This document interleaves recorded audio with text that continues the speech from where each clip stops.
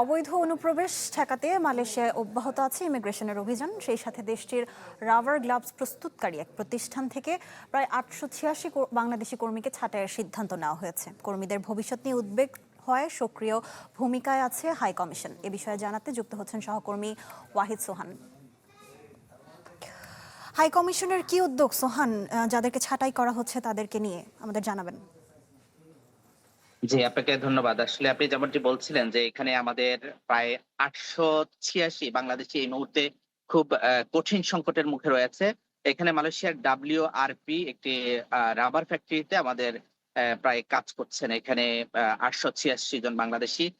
তারা দীর্ঘদিন থেকে এখানে কাজ করছেন, কিন্তু অ্যা এখানে হঠাৎ করে তাদের যে অর্থনৈতিক মন্দা, বৈশ্বিক অর্থনৈতিক মন্দার কারণে তাদের বিভিন্ন ফ্যাক্টরির বিভিন্ন রকম অর্ডার বন্ধ হয়ে যাওয়া এবং তাদের ফ্যাক্টরির অভ্যন্তরীণ মালিকানা নিয়ে যেই প্রবলেম চলছে, এই প্রবলেমের কারণে ইতিমধ্যে তারা সিদ্ধান্ত নিয়েছে যে আগামী আ এই মাসের শেষ নাগাদ, যে মে মাসের শেষ নাগাদ এখানে যত কর্মী রয়েছে, সব কর্মীদেরকে তারা কিন্তু এখান থেকে ছাঁটাই করার বিষয়ে তারা সিদ্ধান্ত নিয়েছেন। এটি ইতিমধ্যে কর্মীদেরকে জানিয়ে দেওয়া হয়েছে এবং যে সমস্ত কর্মীদের বকেয়া বেতন ছিল, ইতিমধ্যে তাদেরকে হাফ বেতন দেওয়া হয়েছে এবং বাকি বেতনগুলো তারা দেওয়ার বিষয়ে ইতিমধ্যে কথা বলেছে। তবে আপনাদেরকে বলে রাখি যে বাংলাদেশ হাই কমিশনের যিনি লেবার মিনিস্টার রয়েছেন, বা সিদ্দিকুর রহমান, তিনি ইতিমধ্যে সেখানে ভিজিট করেছেন ওই ফ্যাক্টরিতে ভিজিট করে তিনি ওয়ার্কারদের সাথে কথা বলেছেন, এবং এখানে যে সমস্ত বাংলাদেশিরা এই মুহূর্তে জটিলতার মধ্যে রয়েছে তাদের জটিলতার সমাধান করার জন্য কিন্তু মালয়েশিয়ার মানব সম্পদ মন্ত্রণালয়ের অধীনে যে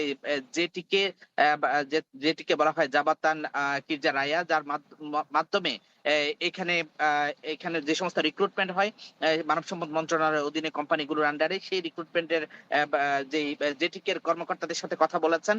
এখানে যে সমস্ত কর্মীরা রয়েছে এই কর্মীদের আসলে ভবিষ্যৎ নির্ধারণ নিয়ে তারা কি আসলে এখানে থাকতে পারবে বা কাজ করতে পারবে কিনা, এই বিষয়টিকে নিয়ে আসলে একটি অনিশ্চয়তার মধ্যে তারা দিন কাটাচ্ছেন। ঈদ আসবে, সাথে ক্যাশব্যাকও আসবে। নিজের বা প্রিয়জনের জন্য কেনাকাটায় এবারও নগদ পেমেন্টে পাচ্ছেন দারুণ ক্যাশব্যাক। তাই যাই কিনুন, পেমেন্ট করুন নগদে। এইটিকে সমাধান করার জন্য বাংলাদেশ হাই কমিশনের পক্ষ থেকে ইতিমধ্যে উদ্যোগ নেওয়া হয়েছে। তবে আমরা যতটুকু বাংলাদেশ হাই কমিশন সূত্রে জানতে পেরেছি এবং মালয়েশিয়ার মানব সম্পদ মন্ত্রণালয় সূত্রে জানতে পেরেছি, তারা চাচ্ছেন যে মালয়েশিয়ার যে সমস্ত কোম্পানিতে এই মুহূর্তে কর্মী সংকট রয়েছে, এখান থেকে প্রায় ৫০০-র অধিক কর্মীকে বিভিন্ন কোম্পানিতে তারা কোম্পানি পরিবর্তন করে দেওয়ার বিষয়টি নিয়ে প্রায় একটি প্রক্রিয়া চলছে। তবে বেশ কিছু কর্মী রয়েছেন যাদের কিন্তু লেবি জটিলতা বা ভিসা তারা নবায়ন করতে পারছেন না। এদের মধ্যে থেকে যারা আসলে নিজ দেশে ফিরে যেতে চান, বাংলাদেশে ফিরে যেতে চান, তাদের সংখ্যাটি প্রায় আমরা যতটুকু জানতে পেরেছি ১০০-র কাছাকাছি।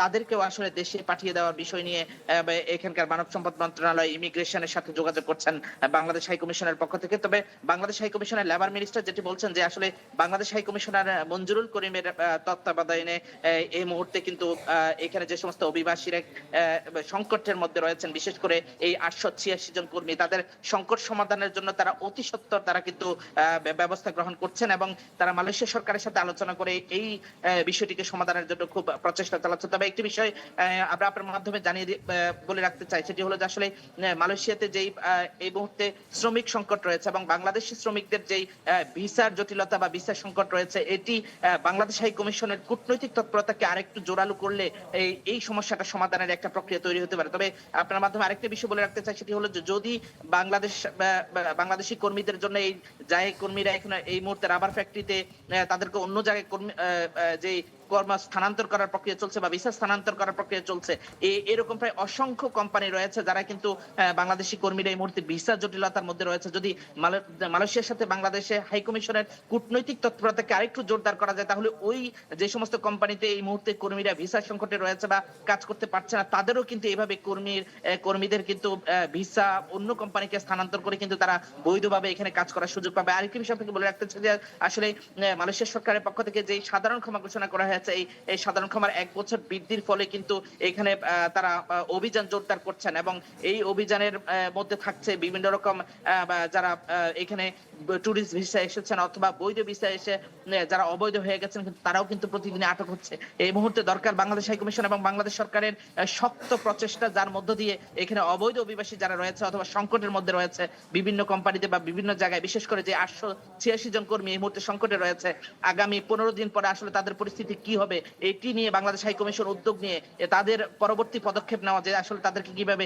পুনর্বাসন করা যায়, এটি মালয়েশিয়া থাকা প্রবাসীরা দাবি করছেন। জি, আমরা বুঝতে পারছি। সোহান, আপনাকে ধন্যবাদ। মালয়েশিয়া থেকে আমাদের জানাচ্ছিলেন সহকর্মী ওয়াহিদ সোহান।